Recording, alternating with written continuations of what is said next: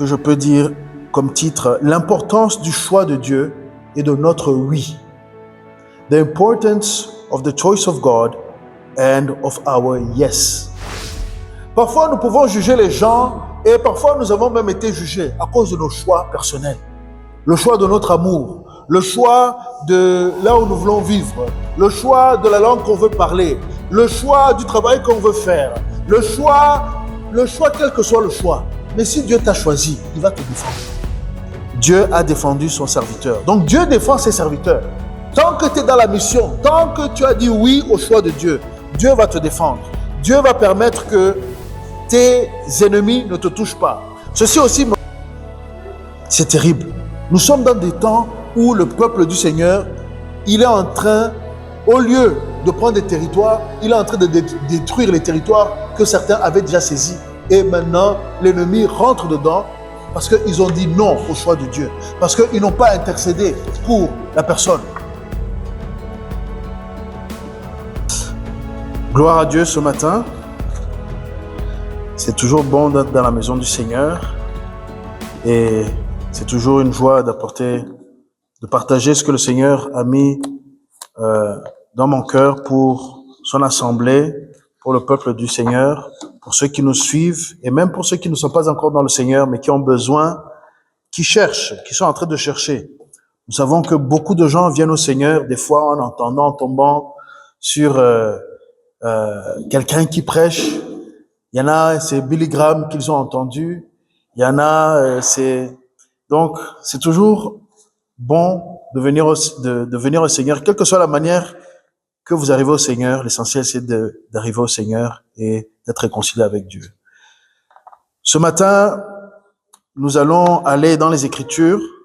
Nous allons partager une parole que je peux dire comme titre, l'importance du choix de Dieu et de notre oui. The importance of the choice of God and of our yes. L'importance du choix de Dieu et de notre oui. C'est ce que nous allons voir ce matin. Et nous allons lire dans Nombre chapitre 12. Nous allons aller dans Nombre chapitre 12. Et nous allons voir une histoire, un épisode donc, qui concerne Moïse et ses frères, enfin son frère et sa sœur Myriam. C'est vraiment interpellant de voir comment Dieu a agi avec eux et l'importance du choix de Dieu et de notre oui. Lisons, c'est à partir du chapitre 12, Nombre chapitre 12, versets 1 à 15. Lisons. Myriam et Aaron parlèrent contre Moïse au sujet de la femme couchite qu'il avait épousée. En effet, il avait épousé une femme couchite. Et ils dirent, est-ce seulement par Moïse que l'Éternel parle? N'est-ce pas aussi par nous qu'il parle? L'Éternel l'entendit. Or, Moïse était un homme très humble, plus humble que n'importe quel homme à la surface de la terre. Soudain, l'Éternel dit à Moïse, à Aaron et à Myriam, « Vous trois, allez à la tente de la rencontre. » Et ils y allèrent tous les trois. L'Éternel descendit dans la colonne de nuée et se tint à l'entrée de la tente. Il appela Aaron et Myriam, qui s'avancèrent tous les deux. Et il dit, « Écoutez bien mes paroles. Lorsqu'il y aura parmi vous un prophète, c'est dans une vision que moi, l'Éternel, je me révélerai à lui. C'est dans un rêve que je lui parlerai. Ce n'est pas le cas avec mon serviteur Moïse. Il est fidèle dans toute ma maison. Je lui parle directement. Je me révèle à lui sans énigme. Il voit une représentation de l'Éternel. Comment se fait-il que vous n'ayez pas eu peur de parler contre mon serviteur Moïse? La colère de l'Éternel s'enflamma contre eux. Il s'en alla, et la nuée se retira de dessus la tente. Et voici que Myriam était frappée de lèpre, et elle était blanche comme la neige. Aaron se tourna vers Myriam et vit qu'elle avait la lèpre. Alors il dit à Moïse, « De grâce, mon Seigneur, ne nous fais pas supporter les conséquences du péché que nous avons eu la folie de commettre et dont nous nous sommes rendus coupables. Qu'elle ne soit pas comme l'enfant mort-né qui sort à moitié décharné du ventre de sa mère. Moïse cria à l'Éternel en disant, « Ô Dieu, je t'en prie, guéris-la. » Et l'Éternel dit à Moïse, « Si son père lui avait craché au visage, ne serait-elle pas pendant 7 jours un objet de honte? Qu'elle soit enfermée 7 jours à l'extérieur du camp, après quoi on l'y réintégrera. » Myriam fut enfermée 7 jours à l'extérieur du camp, et le peuple ne partit pas jusqu'à sa réintégration. Après cela, le peuple partit à Hétéroth et campa dans le désert de Paran. Amen. Ce passage, peut-être vous l'avez déjà lu. Abdul, you'll help our brother. Ce passage, peut-être vous l'avez déjà lu ou bien ça fait longtemps que vous l'avez lu, mais il va nous aider à comprendre l'importance du choix de Dieu et de notre oui face à ce que Dieu fait. L'importance du choix de Dieu et de notre oui. Déjà, en faisant cette lecture, nous nous rendons compte que Dieu a choisi une famille. Dieu a choisi une famille. Moïse, il a été appelé, nous connaissons l'histoire de Moïse, et si vous ne la connaissez pas, je vous invite à lire les 5 livres de la Bible, surtout le livre d'Exode, pour connaître l'histoire de Moïse. Mais Moïse a été choisi par Dieu dans un temps où il y avait un génocide contre sa génération. Moïse a été mis à part dès sa naissance et il est rentré dans la maison de celui-même qui voulait le tuer, dans la maison de Pharaon. Moïse a été choisi par Dieu, il a été sélectionné parce que Dieu l'a donné une beauté dans son enfance.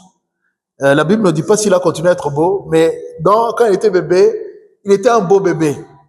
Et il a adouci le cœur de la fille de Pharaon au point qu'elle l'a adopté, voyant même que c'était un petit hébreu. Et dans la grâce de Dieu et dans sa provision, il a donné la sagesse à Myriam de conseiller même la fille du roi. Il faut même essayer de comprendre comment des esclaves maintenant sont partis parler au roi. Il y avait un accès, il y avait une faveur, et Dieu a choisi ce jeune garçon qui a vécu dans le palais. Il a vécu dans une vie de luxe, il a vécu dans une vie où rien ne manquait. Et ensuite, Dieu, bien sûr, l'a appelé, à éveiller en lui un sentiment de vouloir ramener la justice, la liberté à son peuple. Et cela l'a amené dans le désert. C'était trop tôt encore. Ensuite, après, Dieu est venu confirmer l'appel par le buisson ardent. Le buisson qui était rempli de flammes, mais qui ne se consumait pas. Et qu'est-ce qui s'est passé? Moïse a été appelé par Dieu. Et ensuite, Dieu l'a appelé, l'a montré sa main, a montré à Moïse comment il allait libérer le peuple selon le plan de Dieu, selon le choix de Dieu. Moïse a eu du mal à dire oui. Mais il a dit oui, il a fini par dire oui. Il a négocié avec Dieu. La Bible dit ici qu'il était devenu l'homme le plus humble sur la surface de la terre. C'est pas une exagération, c'est littéral. Parfois, on peut penser que c'est simplement une manière de parler. Mais la réalité est que il a vraiment vécu une vie de contraste. D'abord 40 ans dans le luxe, dans le pouvoir, destiné à être peut-être un ministre ou même un premier ministre, un second à Pharaon. Il était un prince d'Égypte. Et puis il est devenu berger. Vous n'avez pas remarqué dans la Bible que souvent Dieu, il aime faire passer les gens par le stage d'être berger. Joseph aussi, il était berger. Joseph et ses frères étaient des bergers. Donc, Dieu, il nous fait passer dans beaucoup de choses, mais il confirme son choix. Et Moïse a grandi dans des cultures qui ne sont pas celles de ses ancêtres. Il a grandi dans une culture donc égyptienne, et ensuite, il est parti chez les Médianites là-bas avec Jéthro, et il a marié même une Couchite. Donc, nous voyons que les Couchites, c'était les gens qui, en Afrique, hein. Il faut dire les choses telles qu'elles sont. Les Couchites sont des Africains, peau noire et consorts. Donc, quelle que soit la manière qu'on voit ces choses, elles n'étaient pas de la culture originale de Moïse. Elle n'était pas hébraïque. Et nous savons que les Hébreux, parmi les tribus des Hébreux, il y avait la tribu de Manassé, donc les descendants de Joseph, hein, Ephraïm et Manassé, qui étaient eux-mêmes des enfants d'Égyptiens et de Joseph, d'une Égyptienne, Joseph qui avait épousé une Égyptienne.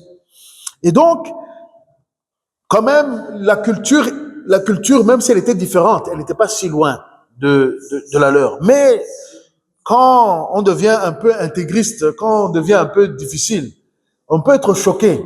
Hein? Nous avons connu ça dans certains pays où les gens s'entretuent à cause de la provenance ou bien des idées d'une provenance d'ailleurs.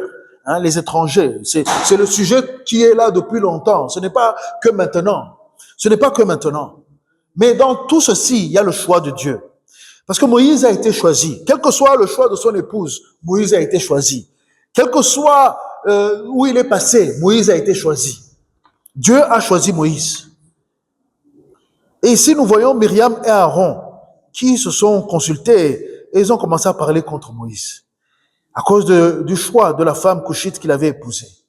Parfois, nous pouvons juger les gens et parfois, nous avons même été jugés à cause de nos choix personnels. Le choix de notre amour, le choix de là où nous voulons vivre, le choix de la langue qu'on veut parler, le choix du travail qu'on veut faire, le choix quel que soit le choix. Mais si Dieu t'a choisi, il va te défendre. Dieu défend son serviteur. Et dimanche dernier, nous avons vu avec le jeune prophète, nous avons vu que là, quand il était dans sa mission, vous pouvez aller voir l'enseignement sur la chaîne YouTube. Nous avons vu que quand le roi a voulu aller contre la parole du prophète, du jeune prophète, qu'est-ce qui s'est passé? Sa main a séché, sa main est devenue malade. Dieu a défendu son serviteur. Donc Dieu défend ses serviteurs. Tant que tu es dans la mission, tant que tu as dit oui au choix de Dieu, Dieu va te défendre. Dieu va permettre que tes ennemis ne te touchent pas. Ceci aussi me fait penser à Jérémie. Jérémie, il avait beaucoup d'ennemis, beaucoup de personnes qui prophétisaient des choses contraires, beaucoup de gens qui n'aimaient pas les paroles de Jérémie. Mais Dieu a défendu Jérémie. Même tous ses ennemis sont morts. Ils ont été saisis et Jérémie a continué à vivre. Donc Dieu défend ses serviteurs. Il défend les siens. Et même le peuple d'Israël, si on regarde le peuple d'Israël, dans toutes leurs conquêtes, dans tout ce qu'ils ont fait, que ce soit avec Moïse, que ce soit avec Josué, Dieu a été avec eux. Dieu les a toujours protégés. Et face à ça, nous voyons cette famille qui est finalement au top, dans le sommet du peuple d'Israël. Il y avait Aaron, il y avait Myriam, je pense que Myriam était l'aînée. Ensuite, il y avait Aaron et puis il y avait Moïse. Moïse était le cadet, le troisième. Dieu ne choisit pas toujours selon ce que les hommes choisissent. Dieu ne choisit pas toujours le premier-né, même s'il a dit consacrer les premiers-nés envers moi. Dieu fait l'exception pour montrer que c'est son choix. Dieu prend la personne qu'on aurait mis de côté, la personne qu'on aurait dit non, tu es le plus jeune, calme-toi. La personne qu'on ne veut pas même considérer. Et il le fait non seulement avec des personnes, il le fait aussi avec des villes, il le fait aussi avec des pays. Hein? Vous vous rappelez qu'est-ce qu'on a dit sur Bethléem? Est-ce que quelque chose de bon peut sortir de là-bas? Pourtant le Seigneur, il est né là-bas. Donc, les gens, des fois, ils sont rapides à juger une situation, à juger une personne et dire Dieu ne peut pas l'utiliser celui-là. Ou Dieu ne peut pas tenir ou bien même agir dans cela. Il y avait l'histoire des missionnaires qui sont venus en Afrique et tout ça, et qui ont été étonnés même que les Africains pouvaient être remplis du Saint-Esprit. Les missionnaires européens. Comme si l'évangile n'était pas passé en Afrique avant, en Éthiopie. L'évangile est arrivé en Afrique avant l'Europe. C'est ce que les gens ils oublient, avec Philippe. Donc, mais de la même manière, Pierre, Pierre aussi, il avait ses a priori. Pierre, Dieu le parle. Ça, c'est dans les Actes des Apôtres. Le choix de Dieu se présente devant Pierre. Il y a la nappe qui est présentée devant lui. Et puis, on le dit, mange, tu es mange. Ah, il dit, non, moi je ne peux pas toucher à ça. Je ne peux pas toucher. J'ai jamais touché des choses impures. J'ai suivi toujours la loi de notre Dieu. Et 3 fois, il a dit non. Mais quand même, il est parti voir Corneille. Dieu avait choisi d'aller au-delà de la pensée de Pierre. Il avait choisi d'aller au-delà de la pensée de Myriam et Aaron. Dieu avait choisi d'aller au-delà de nos pensées, de nos traditions, de notre manière de faire. Dieu va souvent aller vers la personne qu'on ne considérait pas pour avoir toute la gloire. Ici, Myriam et Aaron se sont mis à parler. Ils se sont dit, mais est-ce que c'est seulement par Moïse que l'Éternel parle? N'est-ce pas aussi par nous qu'il parle? Et donc, on peut dire que Myriam et Aaron, ils étaient déjà au service du Seigneur. Et parfois, même dans les églises, nous avons ce problème-là. Nous voyons que l'onction est sur quelqu'un. Au lieu de célébrer, au lieu de dire gloire à Dieu, le Seigneur est en train d'élever notre frère, le Seigneur est en train d'élever notre sœur, les jalousies commencent. Le choix de Dieu, là où il met son onction, là où il donne une position, là où il donne un moyen, n'est pas toujours le choix des hommes. Ça ne plaît pas toujours aux hommes. Pourtant, Dieu, il a ses plans. Il a utilisé Moïse. Moïse, Dieu l'a préparé à la manière que Dieu prépare. Dieu l'a mis dans les richesses de ce monde et puis Dieu l'a mis dans l'humilité de la bergerie. C'est un métier difficile. C'est un métier où tu te retrouves à dormir avec les moutons ou avec les vaches, à être sous le soleil qui est très chaud, où tu dois aller chercher l'ombre quelque part. Peut-être des fois manquer d'eau ou quoi. Mais en même temps, tu découvres la nature, tu découvres la grandeur de Dieu, tu découvres ce Dieu, tu te retrouves seul avec les animaux. Donc, tu vas entendre clairement sa voix. Moïse, il a connu les deux. Il a connu la grandeur de ce monde et il a connu ce qui est petit. Il a connu ce qui est méprisé. En Égypte, ils n'aimaient pas trop les bergers en plus. Ils n'aimaient pas trop ça. Donc imagine, tu grandis dans une culture où on élevait certaines choses, mais les moutons et tout ça, c'était mis de côté. Ils avaient même accepté de leur donner les terres là où ils allaient les élever, parce que ça les arrangeait pas que ça reste auprès d'eux. Donc Moïse a connu les deux extrêmes de l'humanité. Il a connu les hauteurs de ce monde et il a aussi connu la bassesse. La Bible dit qu'il était devenu très humble, plus humble que n'importe quel homme à la surface de la terre. Et ça, c'est quelque chose, le Seigneur a trouvé bon de mettre ceci, parce que parfois nous pouvons confondre humilité avec faiblesse, humilité avec le fait que Dieu peut-être ne considère pas la personne. Non, souvent c'est l'inverse. C'est pas parce que quelqu'un semble humble ou bien est humble que quelqu'un ne s'élève pas qu'il est petit aux yeux de Dieu. Le choix de Dieu dépasse l'entendement de l'homme. Le choix de Dieu dépasse les caractéristiques qu'on considère dans le monde de succès. Il suffit de voir les publicités. Les gens veulent être plus beaux. Les gens veulent avoir de meilleurs cheveux. Les gens veulent être plus en forme. Les gens veulent plus de diplômes. Les gens veulent toutes ces choses pour être visibles aux yeux du monde. Pour que on puisse les promouvoir, pour qu'on puisse les donner une place, pour qu'on puisse les donner une position. Les gens se battent pour ces choses-là. Les gens font toutes sortes, ils dépensent des milliers d'euros, de dollars, d'or, pour devenir meilleurs que les autres. Suffit de demander aux jeunes Américains combien ils payent là-bas pour les études. C'est le prix d'une maison. C'est le prix d'une maison. Pourquoi? Pour qu'ils puissent avoir la porte d'entrée dans les meilleures positions au niveau du travail. Parce que c'est ça que les hommes élèvent.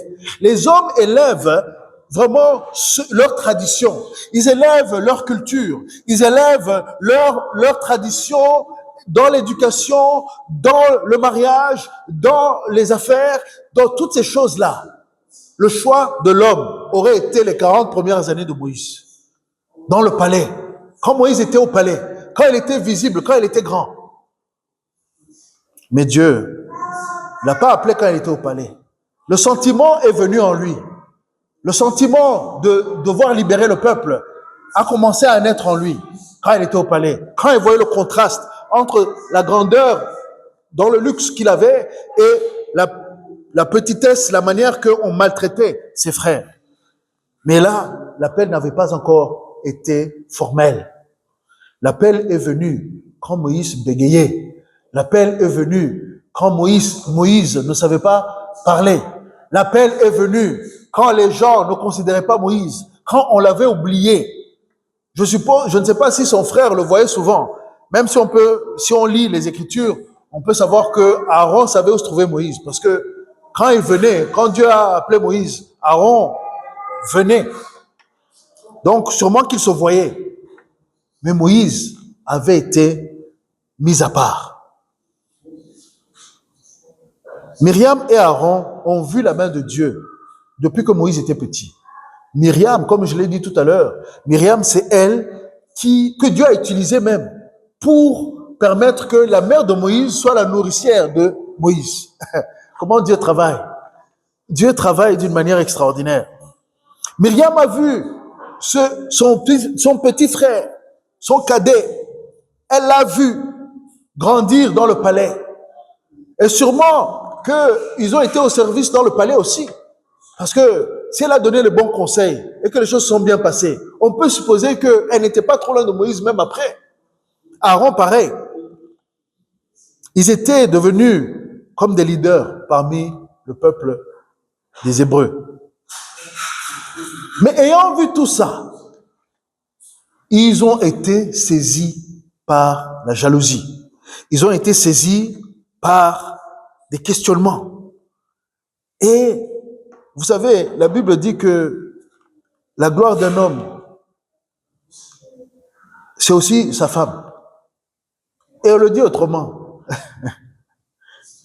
La femme d'un homme peut le détruire ou peut l'élever.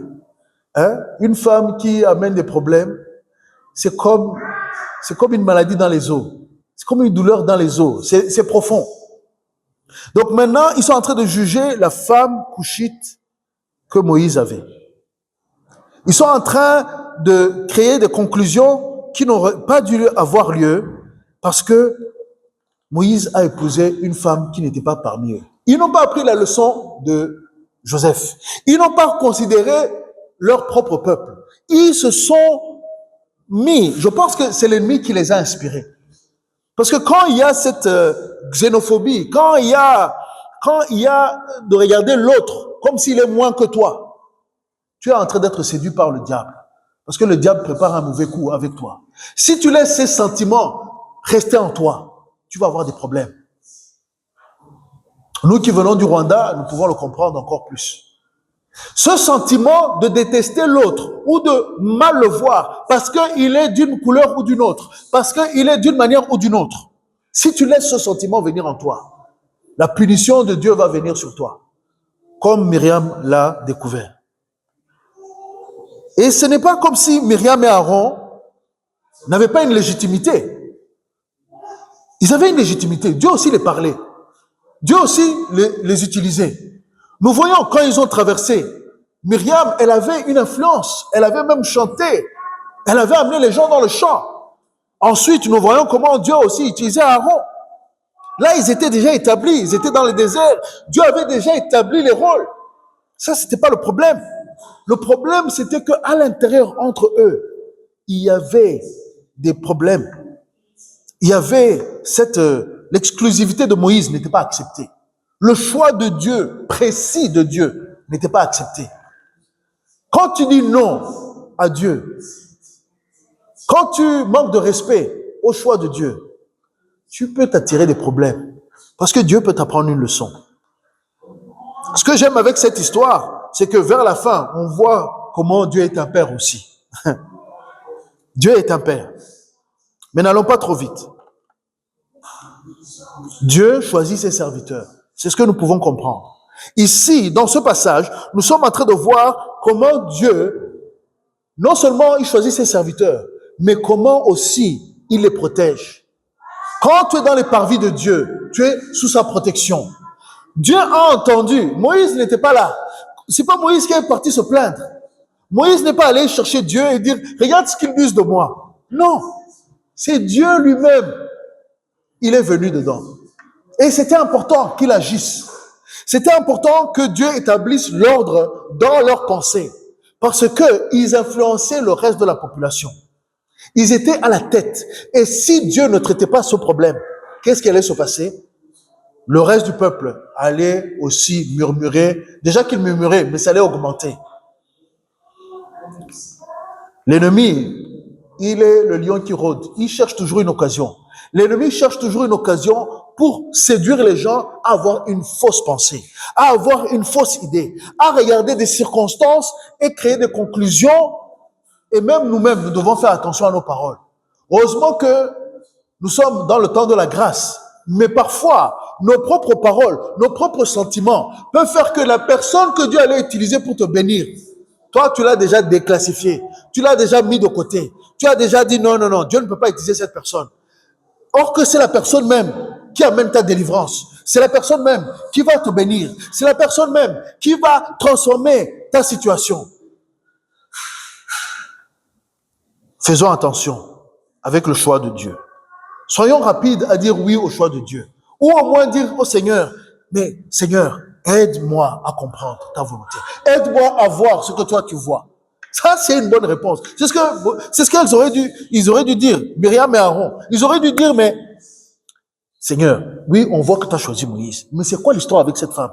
Explique-nous au moins. Pourquoi? Dieu est Dieu. Dieu n'a jamais rejeté les peuples étrangers.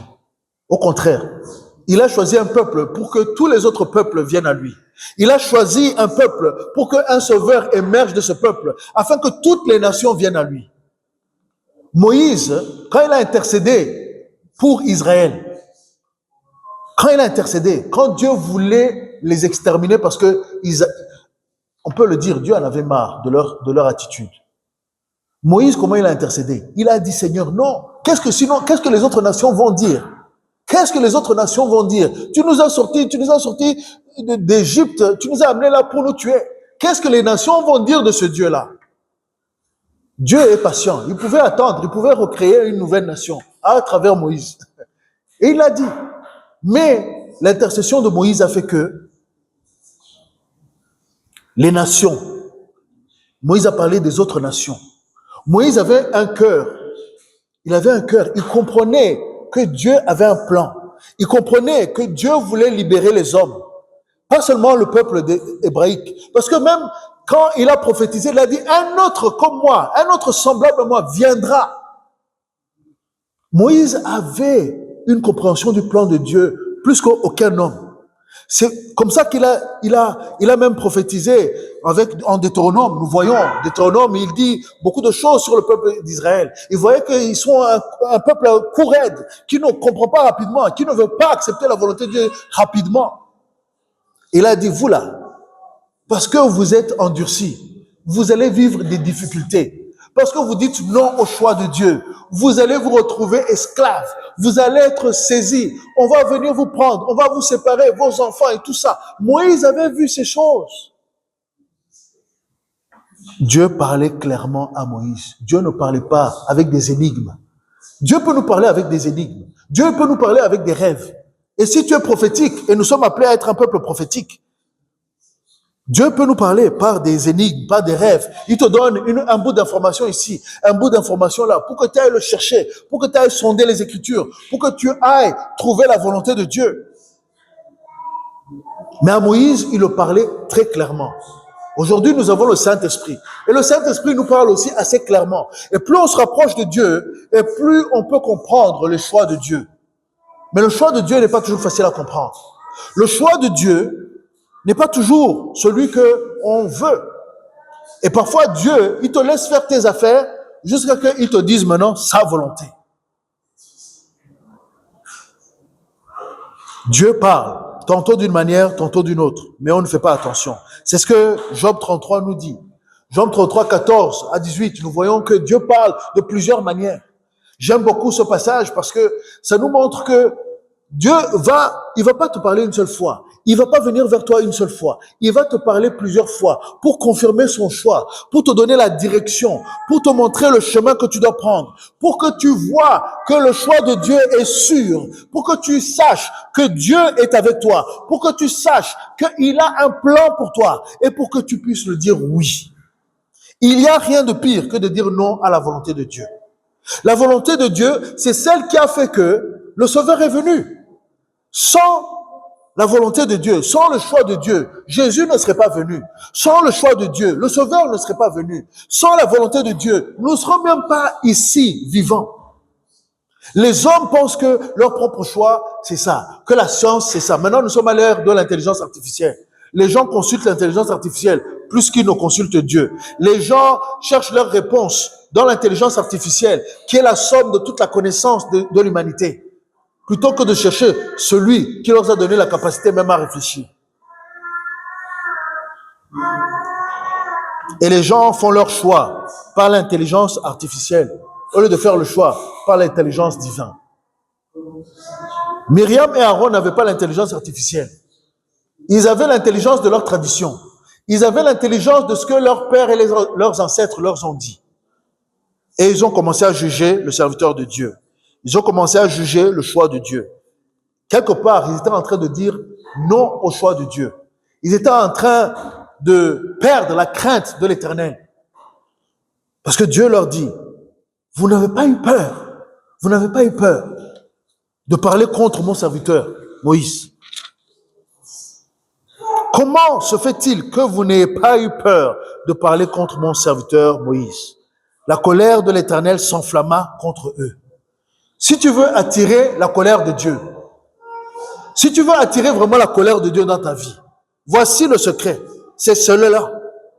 Commence à parler contre les serviteurs de Dieu régulièrement. Commence à parler contre ceux qui sont loin de Dieu et tu vas voir la colère de Dieu venir sur ta vie. Il faut vraiment faire attention. Il y a des moments où, c'est vrai, dans le secret, dans un temps de prière, tu peux chercher à comprendre qu'est-ce que Dieu est en train de faire. Et c'est vrai que parfois, les serviteurs de Dieu font des erreurs parce qu'ils sont humains. Mais ici, il y a une distinction de niveau. Dieu met la distinction de niveau. Tout le monde n'est pas au même niveau. Les appels de Dieu et les dons de Dieu sont irrévocables. La Bible nous le dit. Dans Romains 11, 29. Mais il y a des niveaux. Moïse, Myriam et Aaron n'avaient pas le même appel. Moïse était comme un Dieu face à Pharaon. Aaron était comme un prophète face à Pharaon. Moïse était celui que Dieu a choisi dans cette famille-là. Et Dieu avait choisi cette famille. C'est ce qui est intéressant. C'est que Dieu, in fine, il veut que les familles le servent ensemble. Que les familles le servent. Nous le voyons avec Noé. Noé, c'était une famille. Nous le voyons avec Moïse. C'était une famille. Nous le voyons avec Jacob. C'était une famille. Nous le voyons avec Abraham. Donc, Dieu utilise la même famille de génération en génération, mais il utilise des familles aussi. Nous le voyons avec Josué et sa famille, avec Caleb et sa famille. Mais même dans les familles, il y a celui que Dieu se réserve. Et nous devons être rapides à honorer ce que Dieu a choisi. Si nous voulons vivre, si nous voulons être bénis, si nous ne voulons pas être sous la colère de Dieu, même si c'est pour un temps. Le choix de Dieu est important parce qu'il est souverain.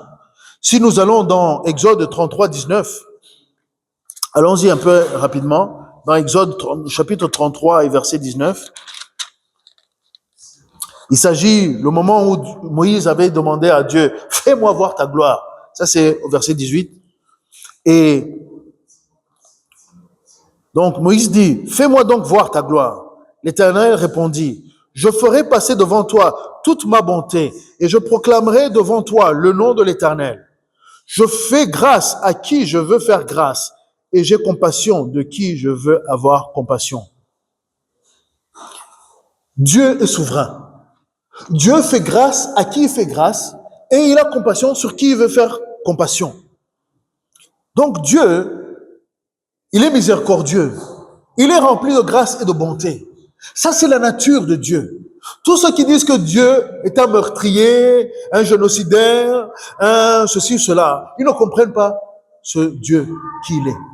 Parce qu'il y a des gens, ils disent, mais si tu lis l'Ancien Testament, tu vois que Dieu il dit d'exterminer à gauche et à droite. Mais Dieu aussi est juge. Il t'a donné la vie, il peut la reprendre. Même si son désir, c'est de donner la vie et que la vie donne la vie. C'est nous qui avons invité la mort. C'est Adam et Ève qui ont invité la mort. C'est l'ennemi qui les a séduits et la mort est venue. C'est pas Dieu qui a amené la mort. La possibilité de la mort était là. Mais le choix de Dieu est que les hommes soient sauvés. La volonté de Dieu, c'est que les hommes soient sauvés. Et pour que cette volonté s'applique, Dieu fait des choix. La volonté de Dieu, c'est de libérer le peuple d'Israël. La volonté de Dieu, c'est de libérer ta famille. La volonté de Dieu, c'est de libérer les humains du monde des ténèbres. Et pour ça, il choisit des hommes, des femmes qu'il établit. Il choisit des hommes et des femmes qu'il établit. Et il est important de les reconnaître. Plus vite tu vas reconnaître les oints de Dieu, plus vite tu vas être béni. Parce que quand tu sais reconnaître un oint de Dieu, un véritable oint de Dieu, qui par la suite des événements se confirme être le oint de Dieu, qui par les révélations divines se confirme être dans la volonté de Dieu, il faut bénir cette personne. Il faut diminuer les paroles contre eux et augmenter les bénédictions sur eux. Il y a des étapes, il y a des niveaux où on ne doit pas dépasser. Parce qu'on est en train de détruire nos propres bénédictions. On est en train de nous attirer un retard. Si on regarde, c'est vraiment dangereux. C'est vraiment dangereux de ne pas reconnaître ce que Dieu fait dans nos vies ou dans la vie de ceux qui sont autour de nous. C'est grave.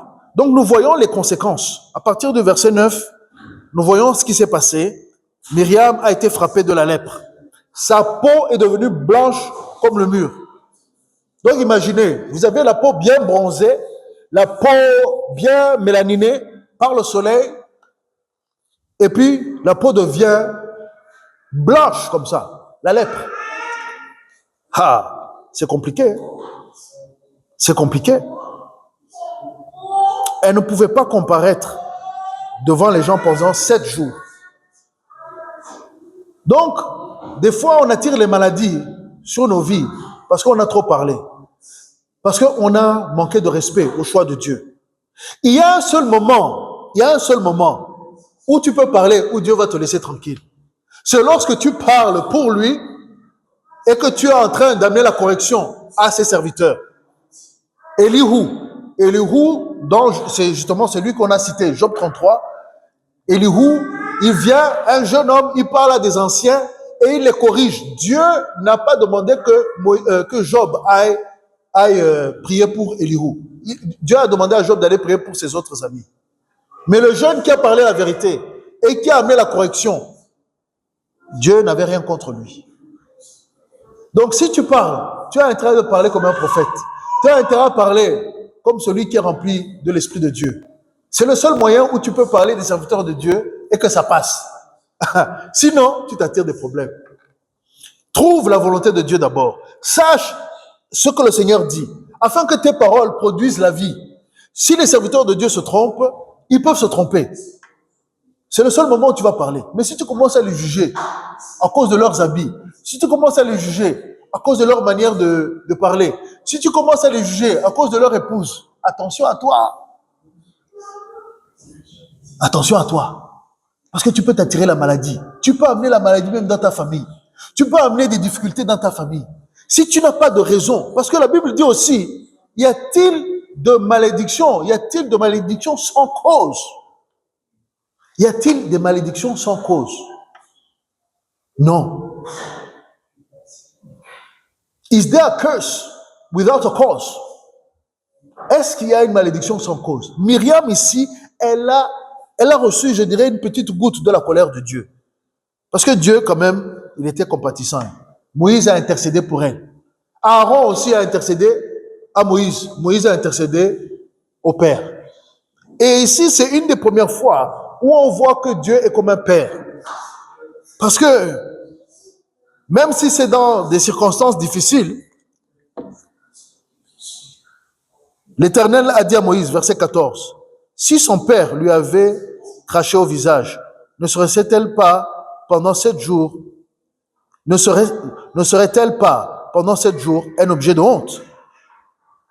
Qu'elle soit enfermée 7 jours à l'extérieur du camp, après quoi on l'y réintégrera. » Ça, c'est Dieu qui a parlé. Dieu a parlé comme un père.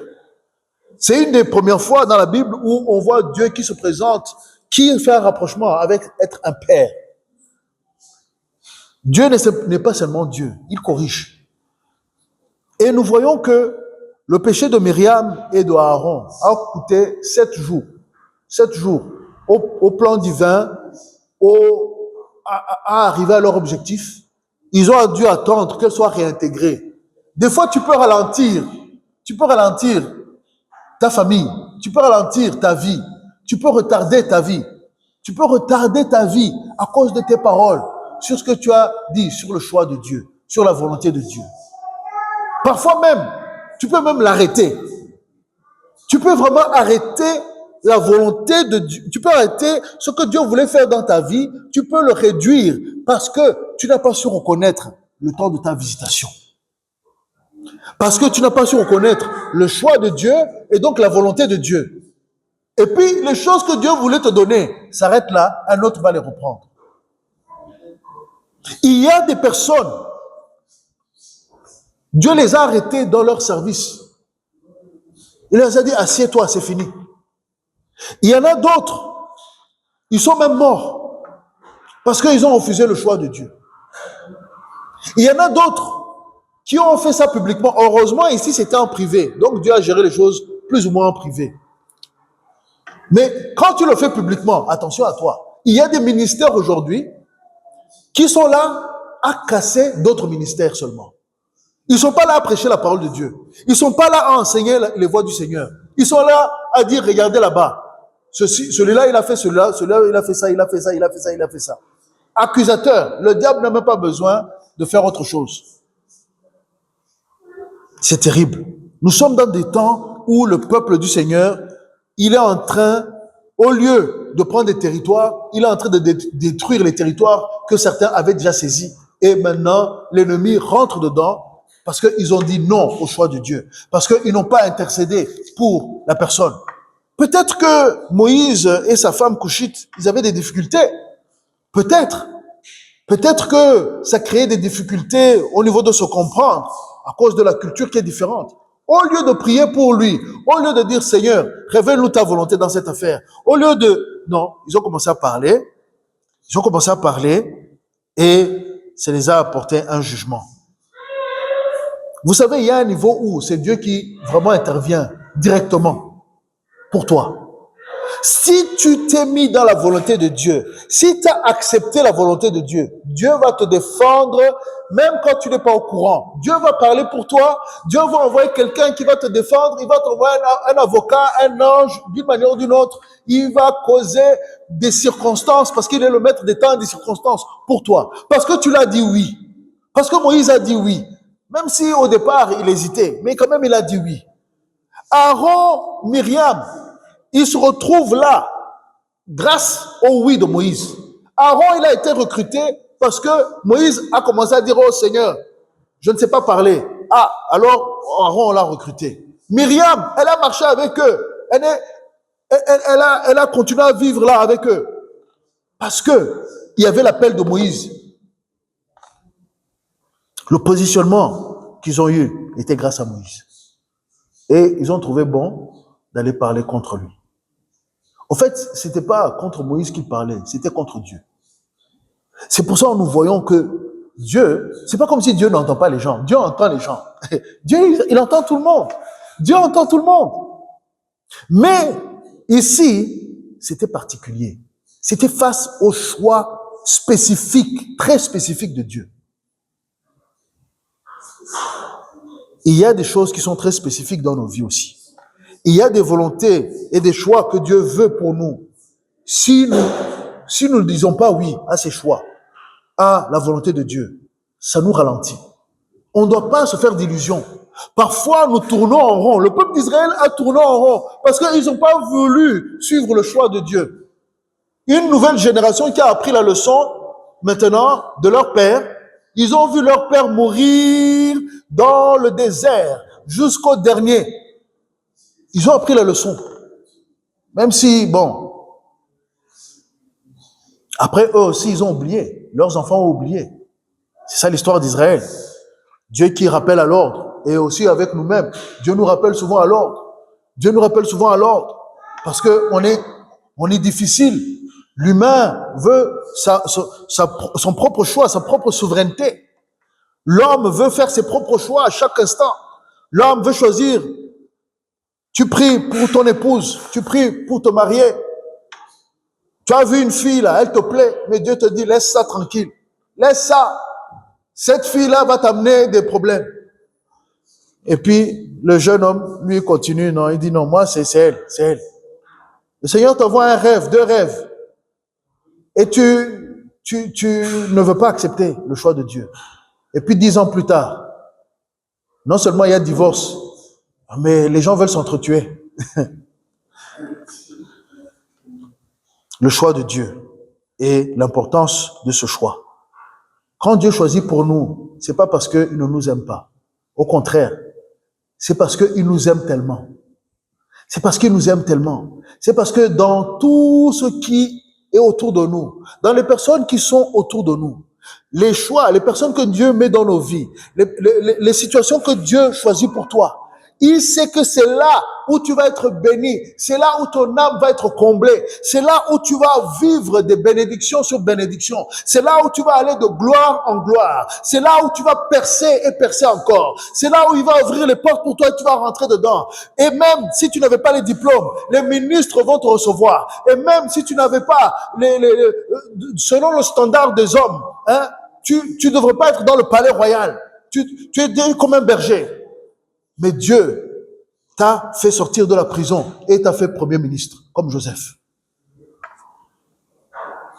Imaginez si Joseph avait dit non à Dieu.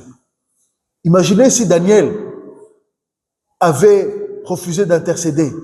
Imaginez si il n'avait pas cherché la volonté de Dieu et le choix de Dieu. Ça aurait été terrible. Et nous, Dieu n'a pas changé. Dieu est le même hier, aujourd'hui, éternellement. Dans le Nouveau Testament, nous voyons Paul. J'aime l'apôtre Paul parce que lui, pour le Seigneur, il était prêt à tout. Nous allons aller dans Galates. Galates chapitre 1, versets 15 et 16.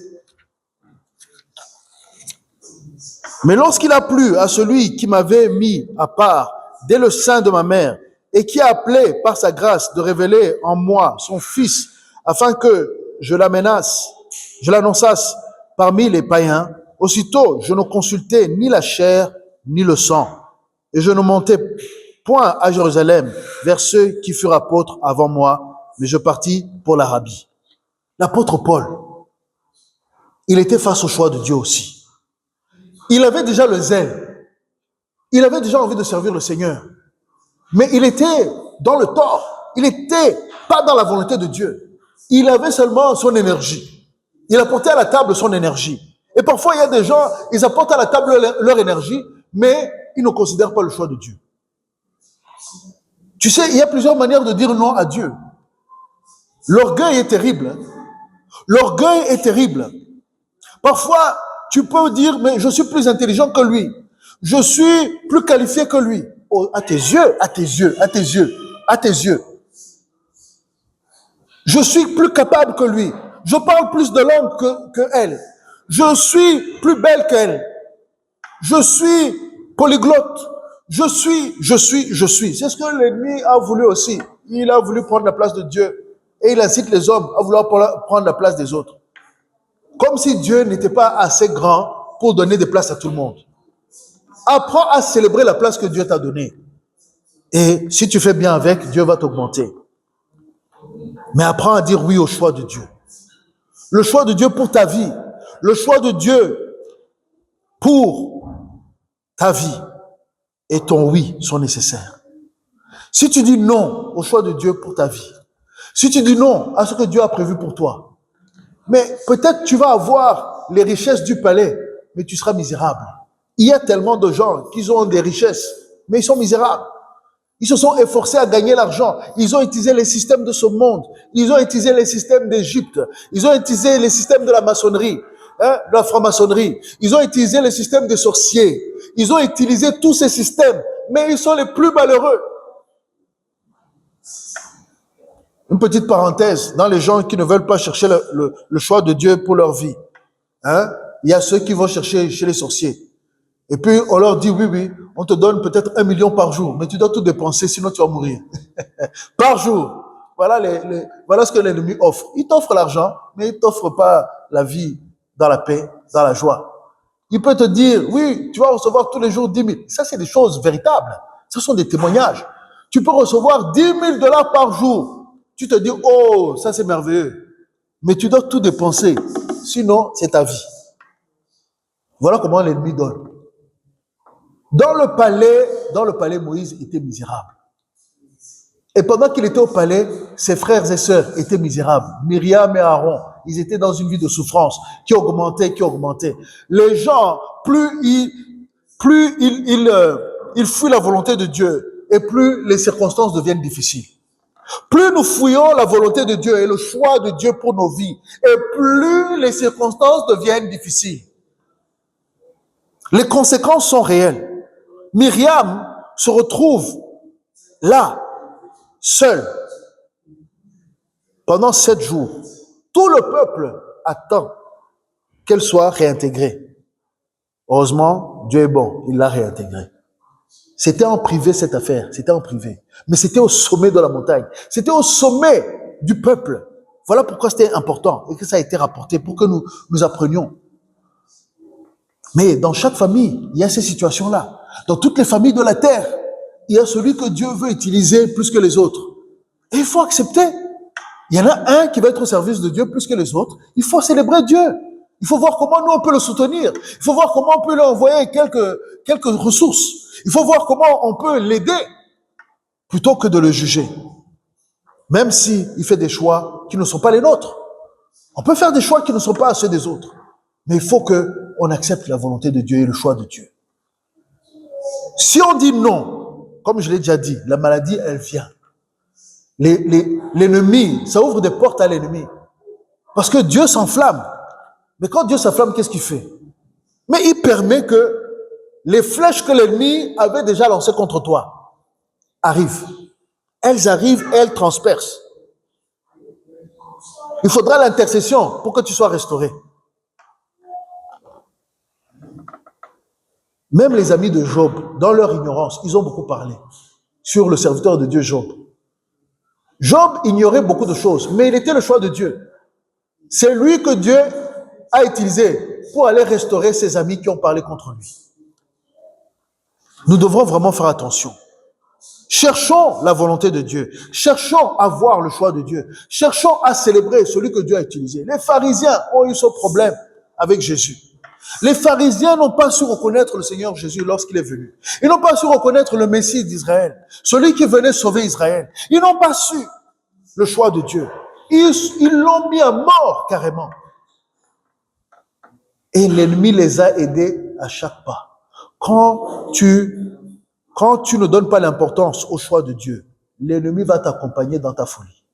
L'ennemi va t'accompagner dans ta folie. Il va t'encourager, il va te donner les moyens, il va te donner la plateforme, il va te donner que tes vidéos deviennent virales parce que tu es en train de casser les hommes de Dieu. Pourquoi? Ceux qui sont contre Dieu, ils vont commencer à dire oui, regardez, même entre eux, ils sont en train, regardez. Et ça arrive aujourd'hui. Il y en a qui sont en train de faire beaucoup d'argent sur YouTube, en train de casser les serviteurs de Dieu. C'est très dangereux. C'est vraiment très dangereux. Ne soyons pas séduits par le diable. Ne soyons pas séduits par nos propres ambitions. Parce que Myriam et Aaron, ils ont regardé, ils ont dit, mais nous aussi Dieu nous parle. Ah, donc nous avons notre position, nous avons notre légitimité. Ne laisse pas ta position, ne laisse pas ta légitimité te séduire au point de détester la volonté de Dieu dans la vie d'un autre ou de mépriser le choix de Dieu qui est autour de toi. Trop souvent, c'est ça qui attire les problèmes dans nos familles. Trop souvent, c'est ça qui attire les problèmes. Surtout quand tu n'as pas la position. Surtout quand tu n'as pas la solution. Surtout quand tu n'as pas la clairvoyance. Myriam et Aaron, ils étaient au service de Dieu. Mais ça passait par Moïse. Ça passait par Moïse. Dieu les parlait dans des rêves, dans des énigmes. C'est ce qu'il a dit. Oui, Dieu te parle. C'est merveilleux, Dieu te parle. Mais il ne faut pas que tu t'enflammes et tu penses que Dieu m'en a arrivé. Il y aura toujours un qui est au-dessus de toi. Il y en a toujours un que Dieu a choisi qui est au-dessus de toi. Et il y en a un qui est au-dessus de tous. C'est notre Seigneur Jésus-Christ. Si tu as un message pour un serviteur de Dieu, parle au serviteur de Dieu. Mais ne commence pas à aller au-delà. Que Dieu nous aide. Que Dieu nous aide. Nous avons vu comment Paul, lui qui se battait contre l'Église, contre le Seigneur directement, les loin de Dieu, aujourd'hui, la position de Moïse, nous avons une position qui est même meilleure que Moïse. Parce qu'on a Christ en nous. On a une position qui est meilleure. Parce qu'on a même une position qui est meilleure que celle de Jean-Baptiste. Pourtant, Jean-Baptiste, on l'a élevé au-dessus de tous. Pourquoi? Parce que nous avons eu accès au royaume de Dieu directement. Pourquoi? Parce que notre vie est devenue, notre corps est devenu le temple du Saint-Esprit. Mais même dans tout cela, nous devons considérer que le choix de Dieu continue. Dieu n'a pas changé. Dieu n'a pas changé. Il y a un temps où celui qui suit la volonté de Dieu sera élevé au-dessus de ceux qui l'ont suivi hier et qui ont arrêté de le suivre. Il y a un temps où Caleb et Josué ont avancé et tous les autres qui avaient avancé avec eux sont restés en arrière. Et on les avait même enterrés. Il y a un temps où celui qui dit oui à la volonté de Dieu devient grand parmi ses frères. Il y a un temps où celui qui a dit oui à la volonté de Dieu, Dieu l'élève et le permet de diriger les autres. Il y a un temps où si tu dis oui à Dieu, même dans ton entreprise, les gens vont le voir. Il y a un temps où Dieu a décidé que maintenant, je vais te rendre visible. Et certains parmi nous, c'est ce qui est en train de se passer, c'est ce qui va se passer. Parce que Dieu ne rigole pas. Il y a d'abord son plan. Et celui qui s'aligne à son plan, Moïse s'est aligné au plan de Dieu. Aaron, ensuite, il s'est aligné au plan de Dieu avec Moïse. Myriam, pareil. Ce n'était pas Myriam que Dieu a appelé, ce n'était pas Aaron que Dieu a appelé, c'est Moïse que Dieu a appelé. Mais d'abord, avant Moïse, il y avait le plan de Dieu qui avait été annoncé à Abraham. Dieu avait déjà son plan. Alors, si tu veux vraiment être élevé, si tu veux vraiment avoir une première place, si tu veux vraiment avoir une place de choix, tu te positionnes. Tu te positionnes. Tu dis oui au Seigneur. Tu dis oui à Dieu. Tu dis oui à son plan. Tu dis oui à sa volonté. Tu dis oui à son choix. Tu célèbres lorsque le Seigneur dit, voilà celui-là, je vais l'utiliser. Tu célèbres avec le Seigneur quand tu vois un frère qui est en train d'être élevé. Tu célèbres lorsque tu vois qu'une sœur, son ministère est en train de grandir. Tu célèbres parce que le Seigneur est en train de faire des grandes choses sur la terre. Et sache que ton temps viendra. Si tu dis oui à Dieu, ton temps viendra. Les plus jeunes parmi nous, le Seigneur, il nous dit d'attendre. Parce que le temps de l'élévation viendra. Le temps, votre temps arrive. Notre temps arrive. Nous ne devons pas être impatients non plus. Mais le choix de Dieu est important. Et les temps de Dieu sont importants. Il est le maître des temps et des circonstances. Il est celui qui va effacer une dynastie pour t'établir. Jonathan, le fils de Saül, est mort.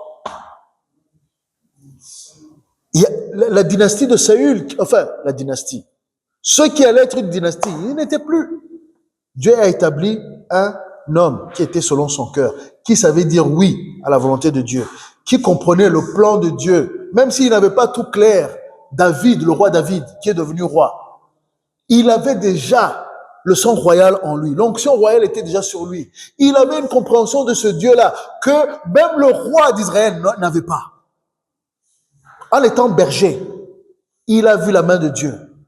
Il a continué à dire oui. Face à Goliath, il a dit oui. Face aux géants, Caleb, ils ont dit oui. Josué, ils ont dit oui. Ce n'est pas que les choses que Dieu nous demande sont possibles à faire. Non, elles sont impossibles. Elles sont impossibles. Je n'ai pas envie de condamner toutes ces personnes qui ont eu le doute. Mais Dieu aussi s'est révélé. Dieu, il ne nous demande pas comme si ce n'était pas révélé. Lorsqu'il nous appelle à faire quelque chose, lorsqu'il nous présente sa volonté, il va donner les moyens de l'atteindre. Il va donner la force. Il va donner les capacités. Voilà pourquoi nous pouvons dire oui.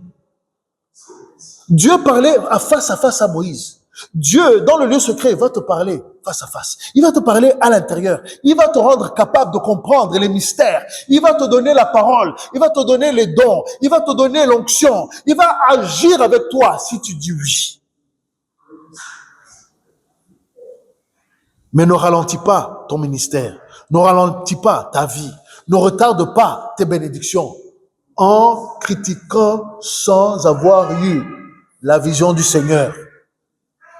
Beaucoup de gens se retrouvent trop tôt dans la défaite, trop tôt dans les problèmes, parce qu'ils n'ont pas su reconnaître le temps de Dieu, le choix de Dieu, la volonté de Dieu.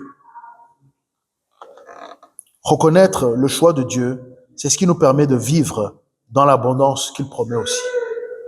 La Bible dit que ceux qui ont quitté père et mère, qui ont tout laissé, qui ont dit oui à lui, dans cette vie, ils vont recevoir jusqu'au centuple. Ils vont recevoir des familles. Ils vont recevoir des bénédictions matérielles, spirituelles. Parce qu'ils ont dit oui. Mais ceux qui disent non, ils ont mis un cap. Ils ont arrêté leur bénédiction. Et parfois, nous limitons notre foi parce que nous ne savons pas dire oui à Dieu. Lorsqu'on dit oui à Dieu, qu'est-ce qui se passe? Même ta petite foi, Dieu va l'élever. Dieu va l'élever. Dieu va donner la capacité à aller au-delà de ce que toi tu pouvais penser. Est-ce que Moïse, quand on l'a appelé, il pensait qu'il allait ouvrir les eaux? Non. Il n'avait aucune idée. Il était là devant l'eau. Il a dit, mais Seigneur, qu'est-ce qu'on fait? Et puis Moïse a découvert que, avec le bâton là, je peux ouvrir les eaux. Aïe. Qu'est-ce que Dieu est prêt à faire avec toi si tu dis oui? Qu'est-ce que Dieu va faire avec ta vie si tu dis oui? Qu'est-ce que Dieu va faire avec toi si tu dis oui à la folie de Dieu? Si tu peux te rappeler que de ça aujourd'hui, tu seras béni dans ta vie. Sois curieux pour savoir ce que Dieu va faire avec toi, plutôt que de savoir ce que Dieu va faire chez les autres. C'est toujours intéressant, bien sûr, de partager les témoignages. C'est toujours intéressant de célébrer ce que Dieu fait chez les autres. Mais ne cherche pas à critiquer juste pour critiquer. Non, il y a un temps de réflexion, il y a un temps d'échange, il y a un temps.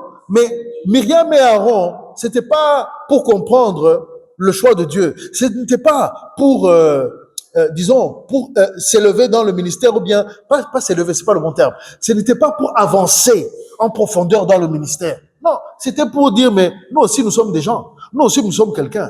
Mais ils étaient déjà quelqu'un. Ils étaient déjà au top par rapport au peuple d'Israël. Mais ce n'était pas suffisant. Il faut apprendre à se satisfaire du choix de Dieu. Et célébrer. Et célébrer. Alléluia. Nous allons prier pour nos vies. Nous allons prier pour notre bouche, pour notre cœur. Nous allons prier pour que nous sachions dire oui. Mais d'abord, nous allons prier pour que nos yeux sachent comprendre, notre cœur sache comprendre le choix de Dieu, que nous sachions comprendre la volonté de Dieu et que nous puissions dire oui. Parce que le oui, et le oui a plusieurs formes. Je vais quand même le répéter avant qu'on prie. Le oui à Dieu, c'est de célébrer ce que Dieu fait. Le oui à Dieu, c'est de faire le premier pas dans l'eau. Le oui à Dieu, c'est de ne pas critiquer tous les choix que certains font, si ce n'est pas dans le sens de comprendre ce que Dieu est en train de faire.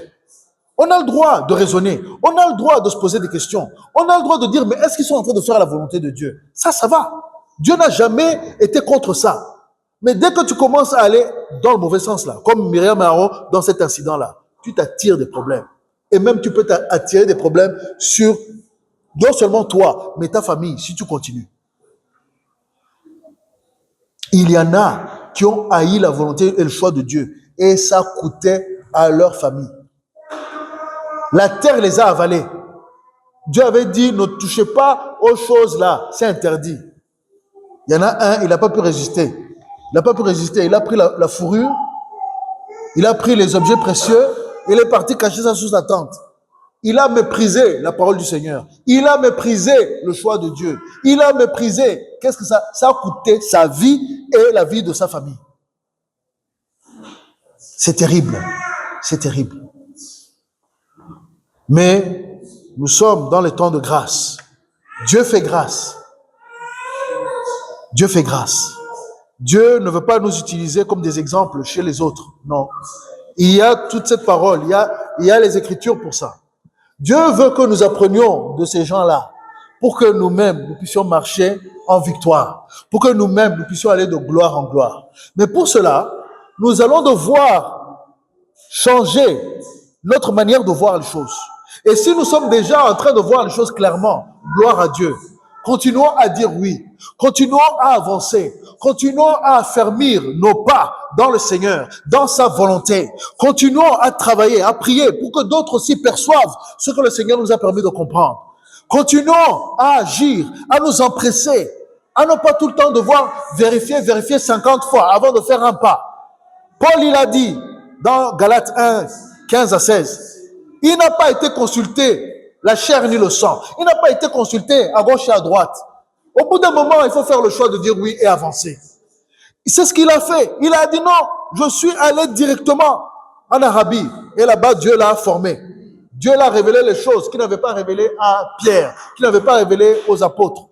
Il a reçu sa révélation qui a apporté la liberté aux nations. Paul a dit oui à Dieu. Et il a continué à dire oui jusqu'à la mort. Et les apôtres aussi ont dit oui. Ce n'est pas pour diminuer les apôtres, au contraire. Sans les apôtres, Paul aussi, il n'aurait rien reçu. Sans Pierre, Paul ne reçoit rien. Nous sommes dans les temps de la fin. Nous sommes dans les temps où Dieu va commencer à parler de plus en plus clairement. Nous sommes dans les temps où Dieu va commencer à faire des choix inhabituels. Nous sommes dans les temps où nous allons voir des gens émerger qui ne sont pas le choix naturel, qui ne sont pas ce que les éduqués, les diplômés. Nous avons vu ce que les éduqués, les diplômés peuvent faire. Ils sont très limités. Même les docteurs, nous avons vu, il y a 5 ans avec le Covid, nous avons vu comment ils sont limités, comment l'ennemi peut les saisir et les séduire. Nous devons suivre la volonté de Dieu. Je ne suis pas en train de casser les métiers et les études. Non, il faut faire toutes ces choses-là. Mais le choix de Dieu est au-dessus de ces choses-là. Le choix de Dieu est au-dessus de ton éducation. Le choix de Dieu est au-dessus de tes pensées. Le choix de Dieu est au-dessus de tout ce que tu avais emmagasiné et tu pensais que c'est ça qui te donne la valeur. Le choix de Dieu est au-dessus de ça. Cher ami, ne te trompe pas. Ce n'est pas tes diplômes. Ce ne sont pas tes diplômes. Paul, il a dit ailleurs, il a dit qu'il a pris tout ce qu'il avait reçu et appris. Il a vu ça comme méprisable, comme de la boue, pour parler gentiment. Face à ce que Dieu avait pour lui. Face à ce que Dieu avait à donner aux nations. Et nous, qui sommes ici, aujourd'hui, j'ai envie de nous encourager. J'ai envie de nous encourager parce que nous sommes appelés aussi à dire oui à Dieu. Nous avons dit oui à son Fils. Et j'espère que du moins, vous aussi qui nous suivez, que vous avez dit oui à Jésus-Christ. Aujourd'hui, c'est le jour de dire oui. Aujourd'hui, c'est le jour d'accepter, de ne pas endurcir son cœur face à la volonté de Dieu pour ta vie. Et la volonté de Dieu, c'est que tout homme soit sauvé. Donc toi, mon frère, ma sœur, mon ami, tu suis peut-être un faux Dieu et tu vois que ça ne satisfait pas ton âme. Il est temps de dire oui au choix de Dieu. Le choix de Dieu, c'est Jésus-Christ. Et le choix de Dieu pour ta vie, c'est Jésus-Christ. Mais aussi, pour toi qui as accepté Christ, sors de la religion, sors de ta prison qu'on appelle la religion, sors de ta prison mentale que tu appelles tes études au séminaire, en théologie. C'est bien ces choses-là, mais si tu es devenu prisonnier de ta connaissance et que tu ne sais pas saisir le choix de Dieu, que tu ne sais pas saisir l'Esprit de Dieu quand il est en train de te parler, tu es en danger aussi. J'ai déjà vu des prédicateurs qui ne reconnaissent pas les dons de l'Esprit, qui ne reconnaissent pas l'activité du Saint-Esprit. Le livre des Actes des Apôtres est là. Nous avons les preuves. Aujourd'hui, nous vivons ces choses aussi. Mais il y en a beaucoup qui ne veulent pas ce choix de Dieu. Ça les coûte. Ils tombent malades, il n'y a pas de guérison. Nous nous entraînons pas à avancer plus loin. Nous restons à un niveau où Dieu dit, mais ça suffit, il faut aller au-delà. Il faut aller au-delà. Mais comment tu vas aller au-delà si tu ne sais pas dire oui à Dieu? Comment tu vas saisir le nouveau territoire si tu ne sais pas voir la grandeur de Dieu dans ta vie? Si tu ne sais pas voir comment il va te bénir? Si tu ne sais pas voir que même s'il y a des murs devant toi, Dieu va créer des portes et tu vas marcher dedans. Soit tu vas créer des portes ou alors toi tu vas traverser le mur. Comme Jésus a traversé le mur. Amen. Alléluia. Que le Seigneur renouvelle notre intelligence aujourd'hui. Que le Seigneur ne nous permette pas de tomber dans le piège que Myriam et Aaron sont tombés dedans, à critiquer le choix de Dieu. Moïse représente ici le choix de Dieu. Moïse ici représente la volonté de Dieu, la volonté très claire de Dieu. Quand Dieu a été précis, il n'y a pas de débat. Il faut simplement dire oui et avancer. Et dedans, tu vas voir les bénédictions. Avec ceux qui ont marché avec Moïse, qui ont été avec lui, ils ont été bénis. Josué le premier. Ils ont vu les bénédictions du Seigneur. Ils ont mangé la manne. Ils ont traversé les eaux. Ils ont eu des victoires. Si c'est ce que tu veux, dis oui aussi au Seigneur Jésus. Dis oui à l'Esprit de Dieu. Dis oui à la volonté de Dieu dans ta vie. Dis oui. Il est important que tu dises oui aujourd'hui. Il est important que tu arrêtes de t'endurcir et d'écouter les fausses voix qui amènent, qui vont t'apporter des maladies, qui vont t'apporter la confusion, qui vont t'apporter tout ce qui est négatif. Mais si tu écoutes la voix du Seigneur, si tu écoutes la voix du Seigneur, tu vas être béni. Si tu écoutes le choix de Dieu, si tu suis le choix de Dieu et que tu continues à dire oui, tu seras réellement béni. Prions. Seigneur notre Dieu, notre Père, nous sommes ici pour reconnaître ton choix. Ton choix pour nos vies, c'est le plus important. Ce n'est pas une opinion, c'est au-delà d'une opinion. Ce n'est pas des petites choses, même si tu peux utiliser des petites choses. Seigneur, l'importance de ton choix pour nous est capitale. Sans toi, sans ta volonté, nous serions perdus, nous serions encore dans les ténèbres. Sans ton plan du salut, nous serons loin, nous serons voués à l'enfer. Sans tes serviteurs que tu as choisis, nous ne serons pas formés, nous serons loin de la connaissance de tes voies. Sans ton esprit et ce que tu fais sur la terre aujourd'hui, nous ne serons pas gouvernés, nous serons dans le désordre. Mais tu as établi tes serviteurs. Tu t'es établi, Seigneur, sur la terre. Tu as reçu un corps afin de nous diriger. Et Seigneur, maintenant nous faisons partie de ce corps. Et Seigneur, aujourd'hui nous disons oui à ta volonté. Nous disons oui à ce que tu veux. Nous disons oui pour ce quartier. Nous disons oui pour Scarbeck. Nous disons oui, Seigneur, pour la Belgique. Nous disons oui à ta volonté. Que tu te manifestes, Seigneur, parmi nous. Que tu te manifestes dans nos familles. Que, Seigneur, nous ne puissions pas avoir des paroles qui sont contraires, Seigneur, mon Dieu, à ta volonté, à ton choix. Seigneur, que tu nous aides à comprendre ton choix, que tu nous aides, Seigneur mon Dieu, à voir ce que toi tu as vu, à annoncer ce que toi tu as annoncé. Seigneur, les mystères de ton royaume, les mystères de ton Fils Jésus-Christ. Seigneur, je prie pour chaque âme qui suit ce que nous venons de voir et qui dit, mais j'ai critiqué les serviteurs de Dieu. J'ai critiqué sans cause. J'ai parlé sans sagesse. J'ai parlé ne sachant pas de qui je parlais ou de quoi je parlais. Seigneur, pardonne-nous. Pardonne cette personne qui veut se repentir aujourd'hui et qui cherche ta volonté, qui cherche à accomplir ta volonté. Seigneur mon Dieu, comme Moïse a intercédé, Seigneur, pour Myriam, Seigneur, nous prions pour ces personnes qui veulent faire un pas vers toi, un pas de sanctification, un pas de repentance, un pas, Seigneur, qui avait rejeté Jésus comme sauveur et maître, et aujourd'hui qui sont prêts à dire oui à Jésus-Christ.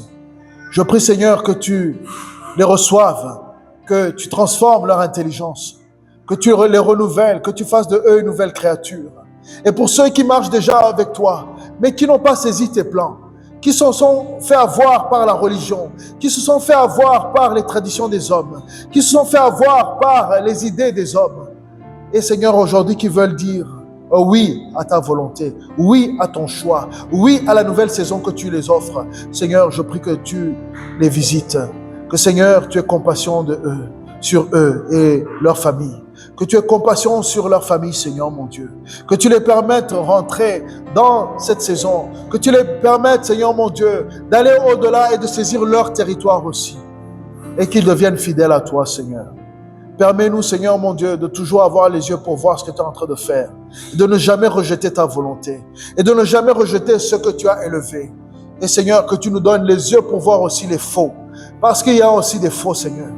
Mais Père, que toi tu les révèles, que toi tu les manifestes, Seigneur, que tu fasses qu'ils soient révélés, qu'ils soient exposés. Et Seigneur, que dans la suite des temps, dans cette fin des temps, nous prions que l'intelligence divine soit, Seigneur mon Dieu, en nous, que nous puissions marcher avec ta puissance, que nous puissions marcher dans l'autorité de Christ et que nous puissions apporter, Seigneur mon Dieu, à ta volonté à se manifester sur la terre.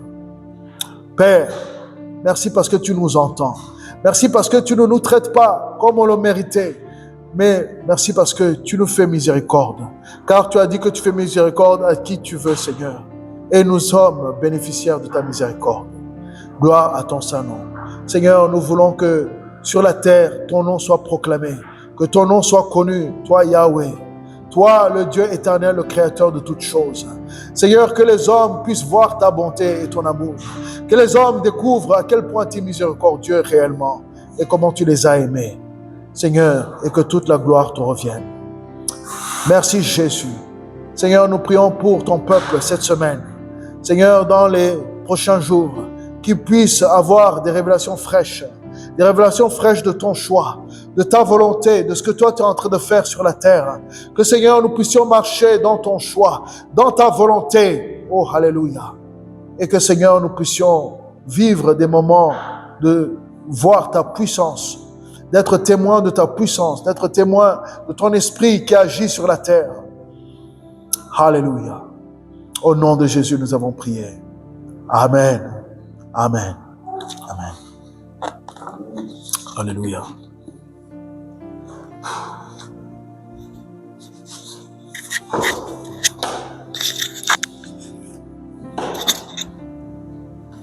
Si vous appréciez, partagez à un ami. Si vous souhaitez contribuer à l'œuvre, vous pouvez le faire avec les détails dans la description.